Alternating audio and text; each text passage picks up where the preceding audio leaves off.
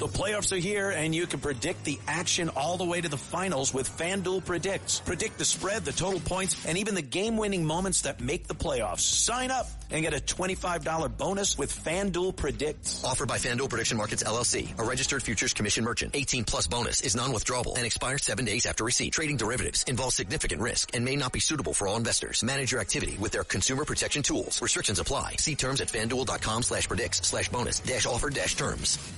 Excuse me! Taxi! What are you doing? This is the 77 WABC minicast.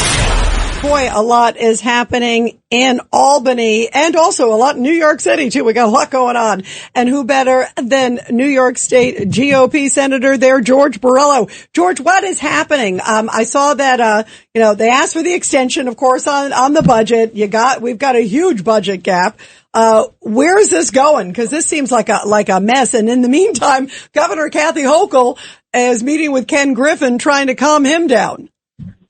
Oh, yeah. First of all, she's in damage control because she knows that what's going on right now in Albany and with this socialism in New York City is a direct threat to her reelection. So she's out there pandering now to the people that are actually paying the bills here in New York City and New York State instead of to the left.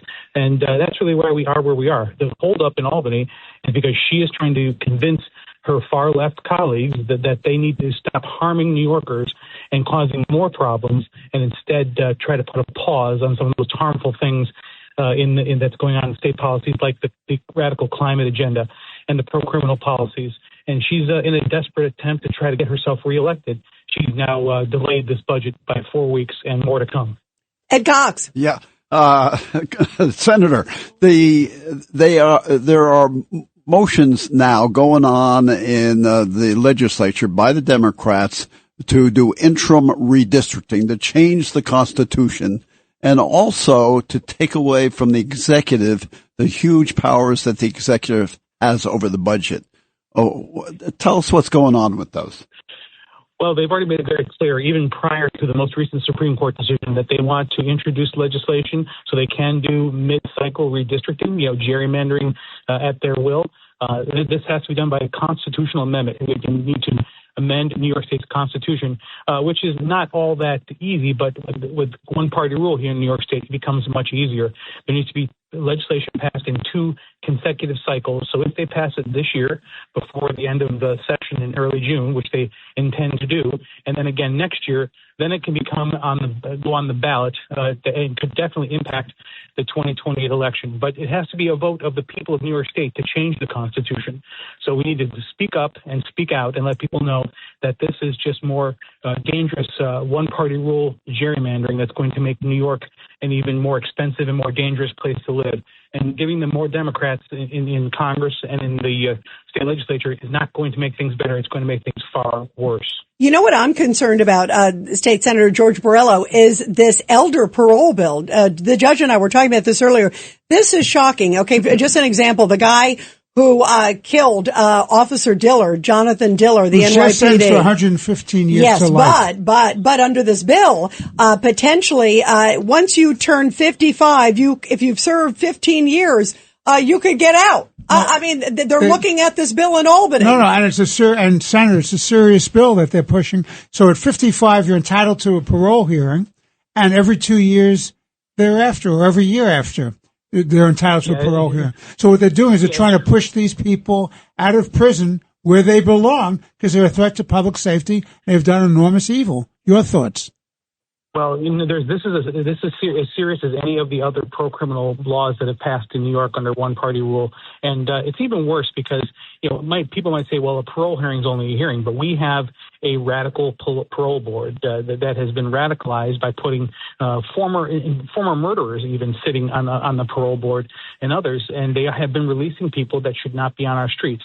So the fact that anyone over 55 who's served 15 years, and by the way, if you served 15 years, you've done something pretty serious, likely involving ending someone's life.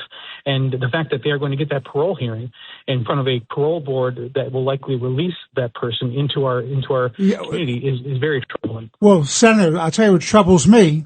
Of all the members of the parole board, all of them appointed by Cuomo and appointed by Hochul, you only have one one law enforcement person and that whole parole board. So it's totally tilted to let them the hell out. Which is why a lot of the cop killers have been getting out too. Which 43 is or horrible. 44 police officers. That's a disgrace. Who've been murdered. Their killers have been let out by this parole board. Well, it's worse than that here in New York State because there is a very powerful, very influential lobbying group that's in Albany almost every week. It's called Communities Not Cages. You should look them up. Their plan, their goal is to eliminate long-term incarceration in New York State. They want to eliminate prisons.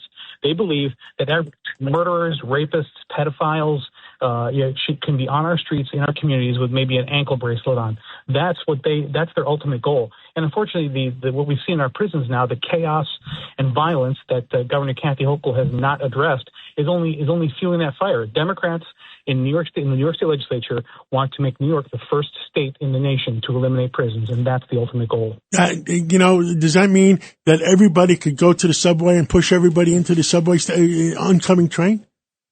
And get it out of jail and get a free ride on the train from and go into the supermarkets, take everything off the shelf, take it home, and you don't go to jail? Does that mean you don't pay rent? You don't pay rent, and you never pay rent, and you still get to live in that apartment?